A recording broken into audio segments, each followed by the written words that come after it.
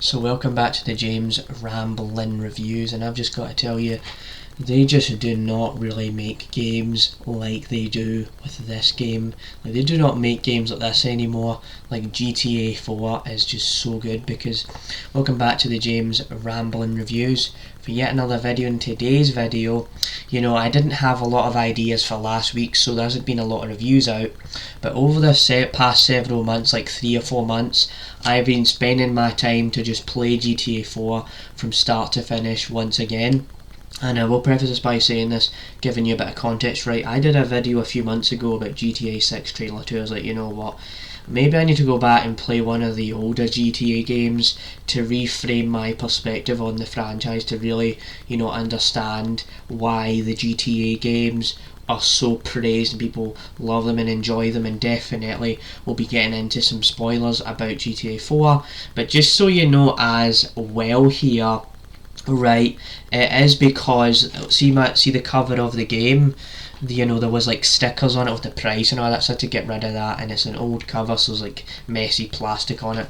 But outside of that, right, let me just tell you what GTA 4 is about. So what you've got here is you've got this there's like 90 plus missions in the game, and you follow this guy called Niko Bellic. He's this immigrant. He's a guy that comes off of a boat into America. He meets his cousin. They're looking to live a happy life, have a life so perfect that it would just be so amazing to live in America. But because of how GTA works and how they have to do these really, really crazy things and mad things to get by, commit crimes, rob a bank, and obviously stay away from the police and things like that, there's ways they have to make money that they don't really want to do, but they end up doing it anyway. And along the way they meet these bad guys, and these bad guys do horrible things. Like, for example, you've got bad guys in here like Dmitry Rascalov, who's pretty much the main antagonist of the game. He's in this as well. So there's a few things that happen in the game, how there's like the diamonds that happened. Now there's this whole scheme around how there's diamonds that these people were searching for. They went to this jewellery place, and then there's like, there's like a whole mission in here where you go and do a gunfight in this place in the city, and then these diamonds get thrown into a truck, and it's never been thought about ever again. So there is things like that in the game. There's a lot to unpack here, but I'm just going to say this right now that it is really a solid game, like it has been said before, but it is just a really enjoyable game because it does start off slow and some of the missions are very simple, but then you realise as soon as Niko Bellic starts to kill Vlad, who betrayed Roman, and he was like taking all of his money and doing things with his money that he shouldn't have been doing. You're like, oh yeah, it's starting to ramp up, the tension is starting to rise, and a lot of it just feels like you're playing a big long movie where it's a crime drama. A lot of things are happening, a lot of story beats are being played out, and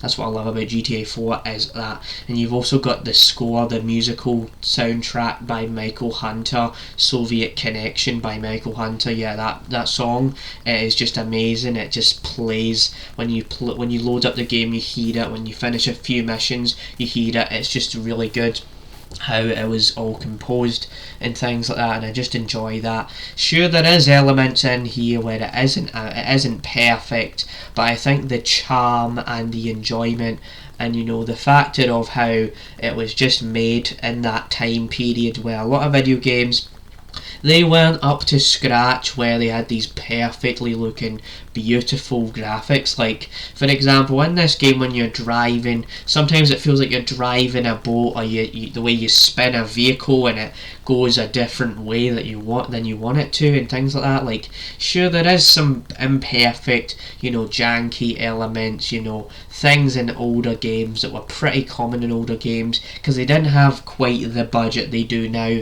to make a video game, and so there is all of that. But it is just a really enjoyable game with a lot of fun missions. You've also got assassination missions in here, which I'm going to be honest, they aren't the greatest part of the game, but they are a lot of fun. And then the final one where you go and you just snipe a lady like at the top of the booth tunnel or whatever, like all of that is pretty fun.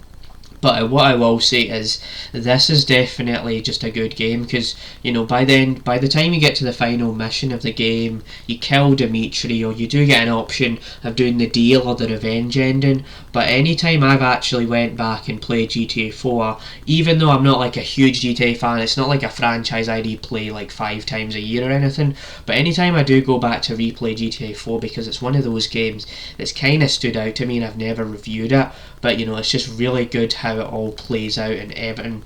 Kinda, the revenge ending. Like, the revenge ending is probably your best bet, because you kill Dmitry Raskov and you kind of get what you want, but it also just still turns into a bloodfest of a final act as well, where you go after Jimmy Pegorino, you go after his guys, they track him down after the wedding happens, and after the wedding, right, how the wedding, how Niko Bellic is in love with Kate, who's also related to the McCreary's, like Paki McCreary, and all of that stuff, like that happens, and then they get this phone call where little Jacob and Roman, who were there from the start of the game, they come and help you to defeat the bad guy at the end of the game. And it's just a lot of fun, where you go up to this place, you drive in and you shoot these guys, and you can use grenades and everything and shoot them to the final death because they deserve it. And then you get that scene with Jimmy Pegorino, right, and it is really good, because while this game is actually meant to be like a grounded, serious storyline where it's really depressing what's happening to Niko Bellic, who's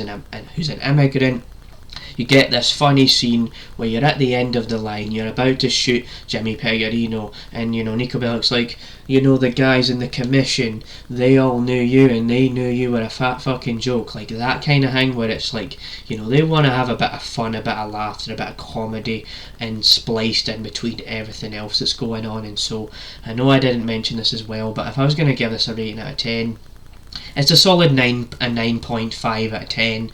There is a few things that are a bit imperfect about GTA 4, but that's how it turns around, and you just realise, even though it's got some imperfect flaws to it, it's still an enjoyable game. Because the best thing about older games is they didn't have to be perfect to be a good time to play. And yeah, I did play it on the Xbox 360 because I just like doing that. I like to go back to its original primal form and enjoy the experience that it was originally meant to be, played on and stuff like that. So this might be a slightly, longer review than usual, but this is just one I wanted to talk about because I was spending a few months playing it in between seeing all these movies and things. I was like, I want to go back and experience this again, because obviously I've got my concerns about GTA 6, how it's getting delayed a lot, and I wasn't like blown away by the trailer. It was kind of obvious, but I just wanted to go back and play this game, because obviously, there's some times on this channel where I do need to spice it up every now and again and talk about something kind of different to just a movie I saw over the weekend or yesterday or the day before or something like that. So it's something different for me to talk about. So hope you enjoyed this review, and stay tuned for more like this one. There was so many ways in which I could have talked about this game, but this is my most natural way of talking about GTA 4. So yeah, it really is just an amazing game. I mean, there's so many ways we could have talked about it. I mean, there is the DLCs with like, the Ballad of Gay Tony and the Lost Arm with the biker gang and all of that, but we don't need to go too much into that because you don't really need the DLCs to understand it. There is moments where the DLCs do relate to the game, but there is all of that. So yeah, that is my review of GTA 4. This is just an off the cuff, no script at all, just go straight for it, go for the kill, go for absolutely everything, go for it and talk about it. So yeah, see you later. That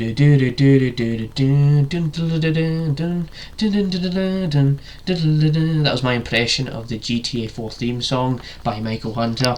So yeah, bye. Not everything is perfect in Liberty City. Bye.